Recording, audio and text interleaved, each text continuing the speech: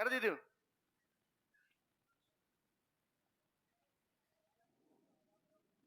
થઈ ગયું? એટલે ઓફલાઈન જ છે ને?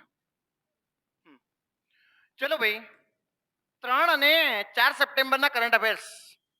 જો ઇમ્પોર્ટન્ટ કરંટ અફેર્સ મેં પહેલું લેક્ચર લીધું છે, એમાં ઘણા બધા વિદ્યાર્થીઓના સજેશન આવ્યા છે. અને ભાઈ જે પણ કરતું હોય કોમેન્ટ એવું કરશો નહીં. તમે એક વિદ્યાર્થી કે સાહેબ કરંટ અફેર્સનું લેક્ચર તો ઠીક છે, તમારા અવાજ સાંભળવાની મજા આવે. એટલે આવું હોય યાર.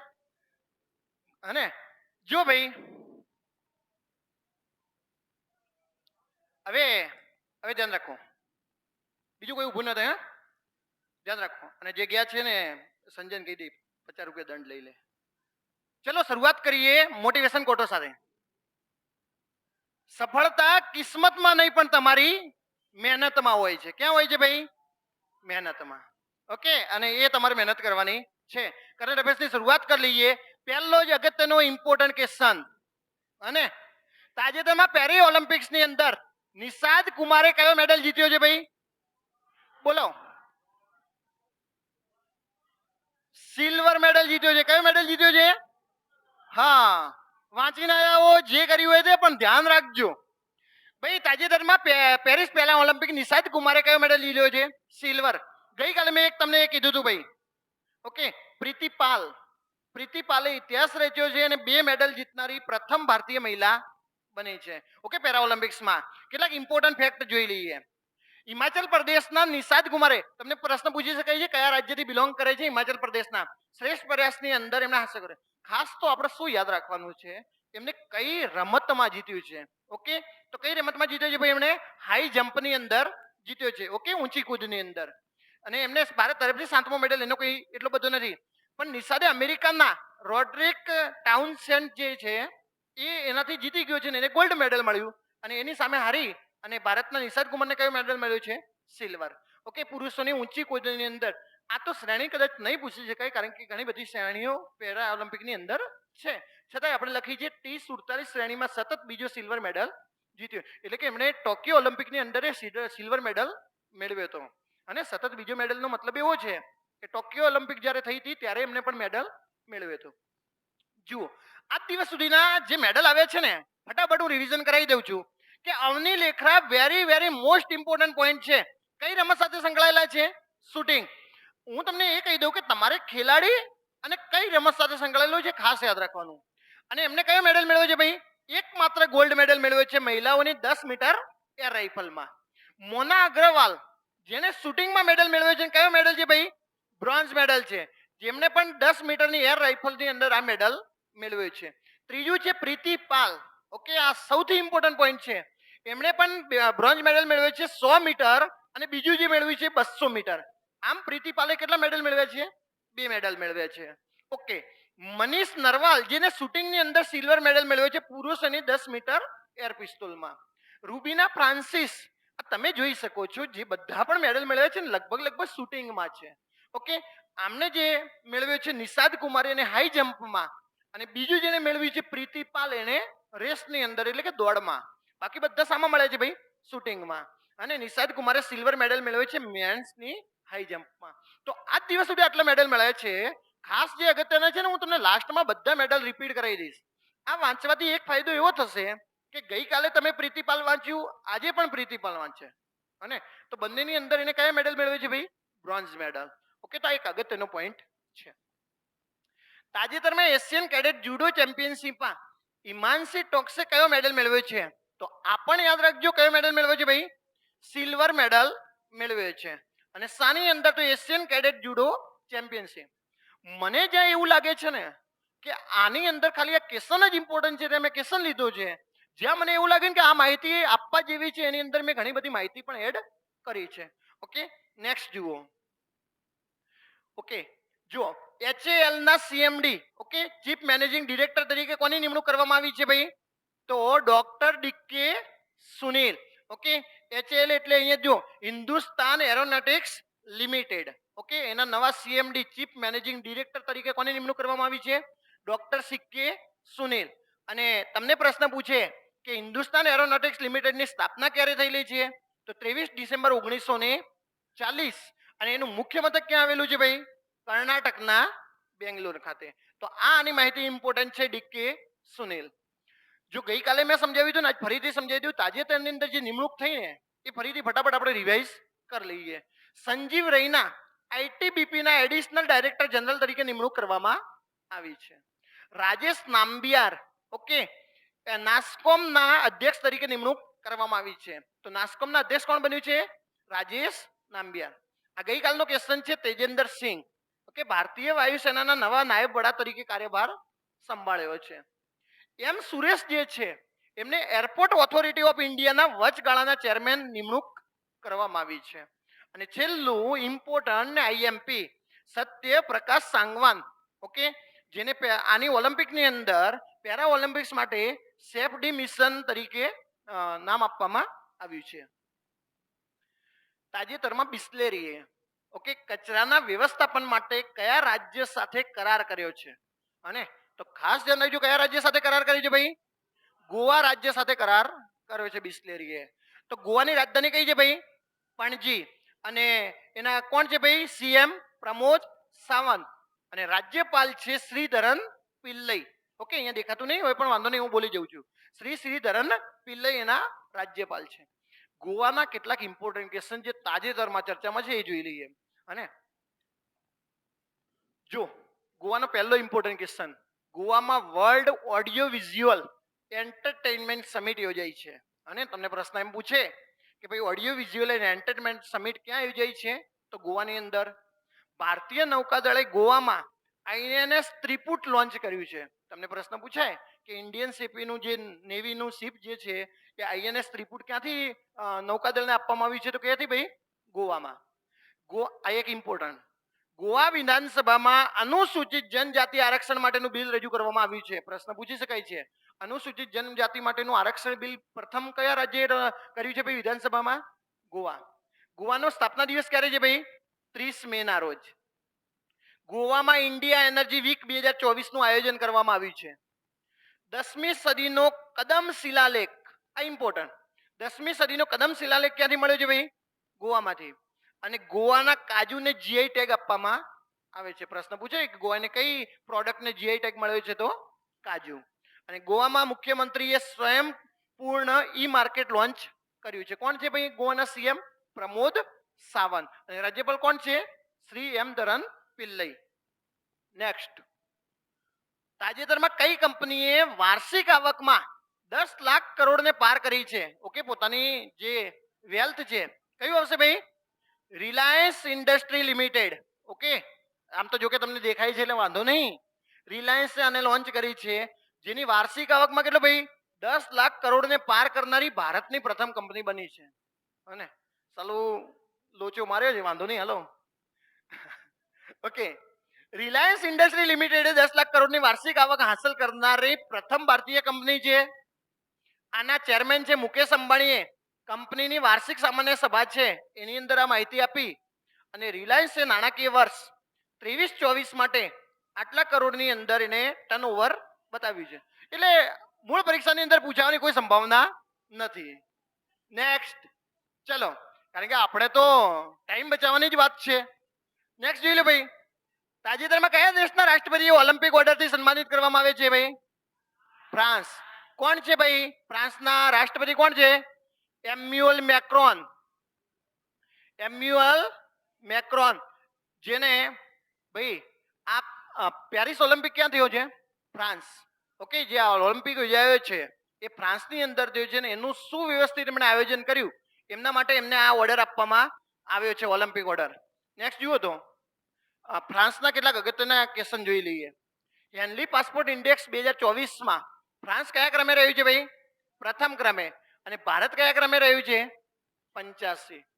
ફ્રાન્સે ડિજિટલ વિઝા ઓફર કરનાર યુરોપિયન યુનિયનનું પ્રથમ રાષ્ટ્ર બન્યું છે. ઓકે જેને ડિજિટલ વિઝા આપ્યા છે. ફ્રાન્સમાં તમિલ કવિ જે છે તિરુવલ્લરની પ્રતિમાનું ઉદ્ઘાટન કરવામાં આવ્યું છે. ફ્રાન્સની શાળાઓમાં મહિલાઓને અબાયા ડ્રેસ એટલે મેં ગઈકાલે કીધું હતું બુરખા પહેરવા માટે પ્રતિબંધ કરવામાં આવ્યું છે. અને ફ્રાન્સની અંદર ફ્રાન્સના માર્સોલીમાં નવું કોન્સ્યુલેટ ખોલશે. ઓકે ભારત છે ને પોતાનું દૂતાવાસ, કોન્સ્યુલેટ એટલે પોતાનું દૂતાવાસ ક્યાં ખોલશે ભાઈ? ફ્રાન્સના માર્સોલીમાં. અને વડાપ્રધાન મોદીને સર્વોચ્ચ સન્માન Grand Cross of the Legion of Honour થી સન્માનિત કરવામાં આવે છે, જે ફ્રાન્સનું સર્વોચ્ચ એવોર્ડ છે. જે રીતે ભારતનું ભારત રત્ન છે એ રીતે ફ્રાન્સનું આ એવોર્ડ છે. જો ઇન્ડિયન ઓઇલ કોર્પોરેશનના નવા અધ્યક્ષ તરીકે કોની નિમણૂક કરવામાં આવી છે ભાઈ? વી સતીશ કુમાર. ઓકે, વી સતીશ કુમારની ઇન્ડિયન ઓઇલ કોર્પોરેશનના નવા સીએમડી તરીકે નિમણૂક કરવામાં આવી છે. ઇન્ડિયન ઓઇલ કોર્પોરેશન લિમિટેડની સ્થાપના ક્યારે થયેલી છે ભાઈ? 1959. અને એનું વડું મથક ક્યાં આવેલું છે? નવી દિલ્હી ખાતે. જો ઓગસ્ટ 2024 ની કઈ કંપનીને નવરત્ન કંપનીનો દરજ્જો આપવામાં આવ્યો છે? Very very very important question છે. કેટલી છે ભાઈ? ઉપરની તમામ, આમ તો 5 ઓપ્શન હોતા નથી, પણ 4 કંપનીને રાષ્ટ્રીય નવરત્ન કંપનીનો દરજ્જો મળ્યો છે, માટે મેં અહીંયા લખી છે. તમારે પરીક્ષાની અંદર અગત્યનું ને ઇમ્પોર્ટન્ટ એવું છે કે કઈ કંપનીને નવરત્નનો દરજ્જો મળ્યો નથી. એની અંદર એક કંપની હશે, તમારે ફાઇન્ડ કરવાની છે. જો Sutlej Jal Vidyut Nigam limited SGVN, solar energy corporation of India, national hydroelectric power corporation અને RailTel corporation of India limited, આ 4 કંપની છે જેને નવરત્ન. પરીક્ષામાં પ્રશ્ન પૂછાય કે હાલમાં કુલ કેટલી નવરત્ન કંપનીઓ છે?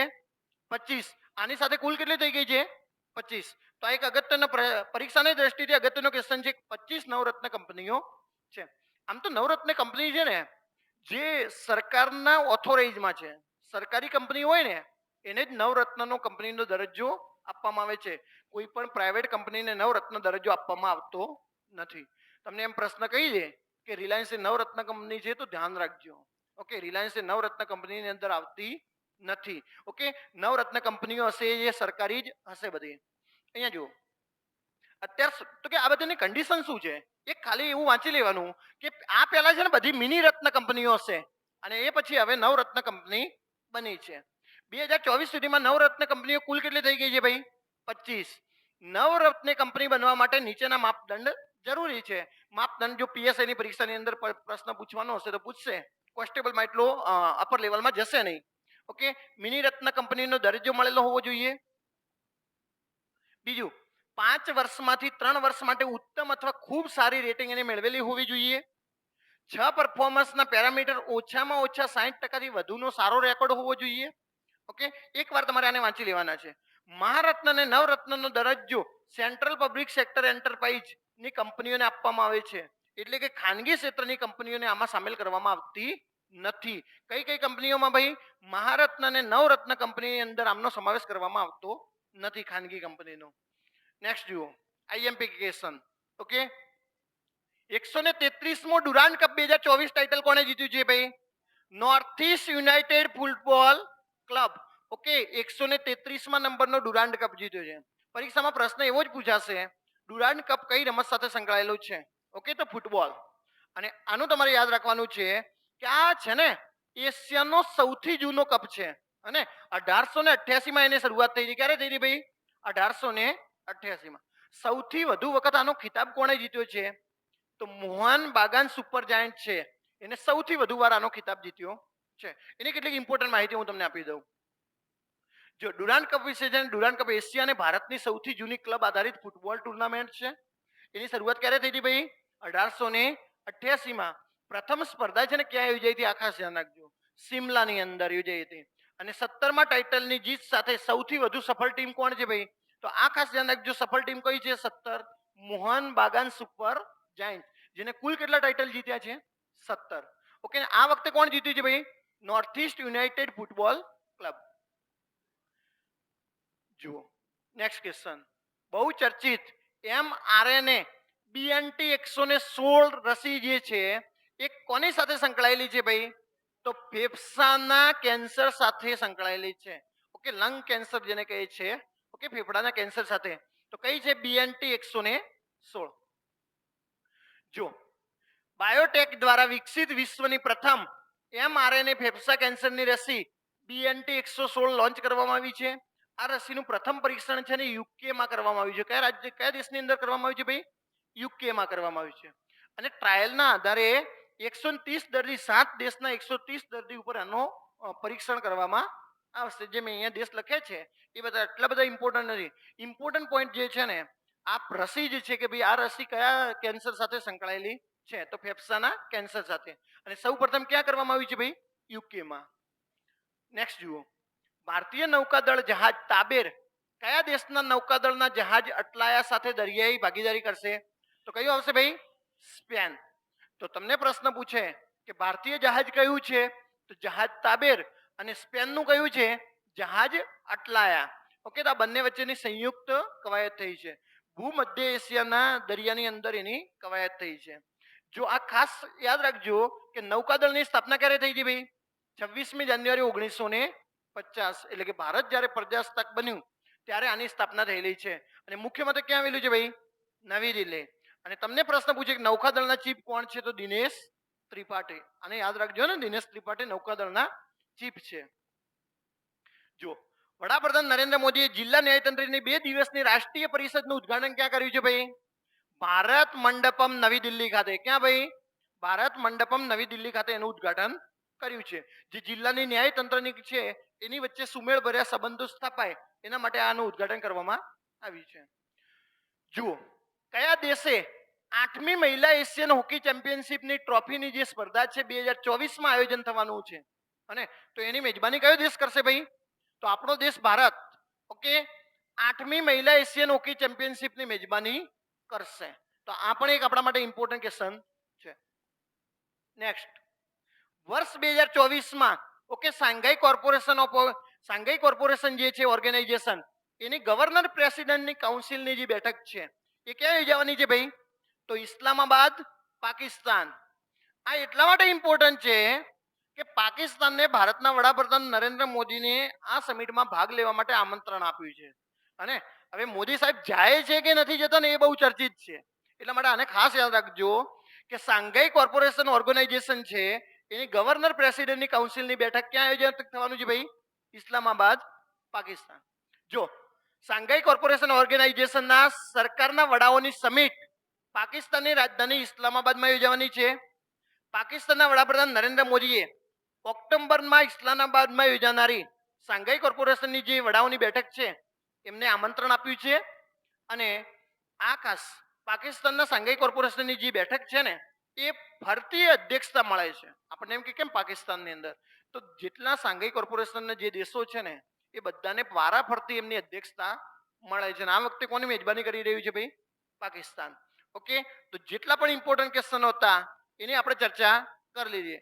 તમારી રોજની 15 મિનિટ તમારું નોલેજ છે ને વધારશે. એટલે તમારે શું કરવાનું છે, આ સાંજે સવારે 8 વાગે આવ્યું આ લાઈવ આજનું જે લેક્ચર છે એ સવારે 8 વાગે લાઈવ થશે. ઓકે, ચલો થેન્ક યુ. બંધ કર દે ફટાફટ લાવ.